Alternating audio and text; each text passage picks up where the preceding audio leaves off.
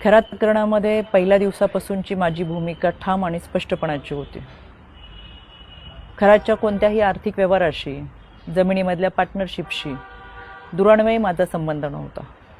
मी कधी कोणत्या महिलेला खरातकडे घेऊन गेले नाही, ना माझा आक्षेपार्ह फोटो व्हिडिओ होता।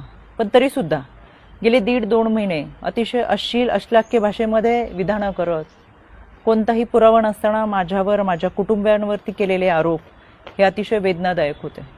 आणि म्हणून आता ही माझी लढाई कायद्याच्या चौकटीतून आहे।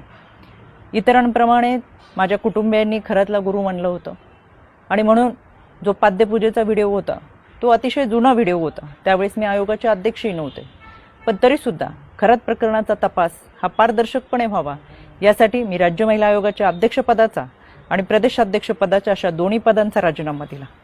तरीसुद्धा ज्या पद्धतीची चिखलफेक झाली, एआयचा वापर करून ज्या पद्धतीचे व्हिडिओ बनवले गेले आणि सातत्याने बदनाम करण्याचं षडयंत्र जे रचलं गेलं, त्याच्यासाठीची ही लढाई कायद्याच्या चौकटीतून। आणि म्हणून आशा मिरगे या बाईने डिबेट शोमध्ये अतिशय असभ्य भाषेमध्ये जी विधानं केली, ती विधानं ऐकून तर मला आश्चर्याचा धक्काच बसला।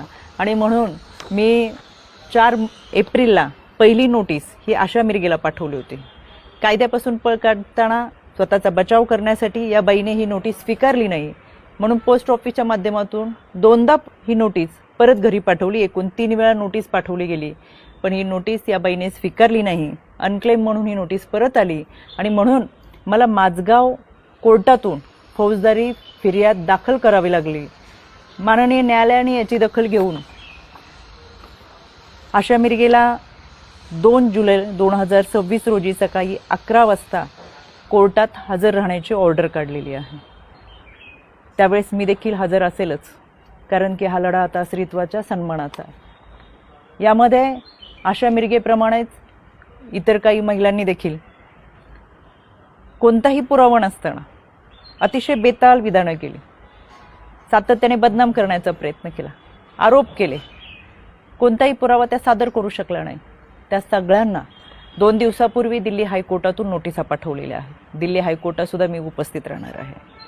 हा लढा स्त्रीत्वाच्या सन्मानाचा, इथून पुढे कोणत्याही महिलेच्या चारित्र्यावरती शिंतोडे उडवले जाऊ नयेत यासाठी हा लढा आहे। आणि म्हणून खऱ्या अर्थानं हा महाराष्ट्र छत्रपती शिवरायांच्या विचारांचा महाराष्ट्र, जिजाऊ सावित्री अहिल्या रमाई भीमाईचा महाराष्ट्र। संपूर्ण वस्त्रात असलेल्या स्त्रीला विवस्त्र करण्याचा प्रयत्न या विकृत मनोवृत्तीच्या लोकांनी केला आणि म्हणून या विकृतीच्या विरोधातला माझा लढा आहे। ही लढाई मी निश्चितपणाने लढेल। पहिल्या दिवसापासून जे सांगत आले ते आजही सांगते। सत्य प्रखरतेने तुमच्या समोर आहे। कोणताही पुरावा नाही, कोणतेही दुष्कृत्य गैरकृत्य कधीही केलेलं नाही। इतरांप्रमाणे आम्ही हे आध्यात्मिक गुरु खरातला मानलं होतं, याच्या पलीकडे आमची कोणतीही भूमिका नव्हती। आणि म्हणून हा लढा मी कायद्याच्या चौकटीतून लढते। 2 जुलै सकाळी 11 वाजता आशा मिरगे हाजीर हो। मी स्वतः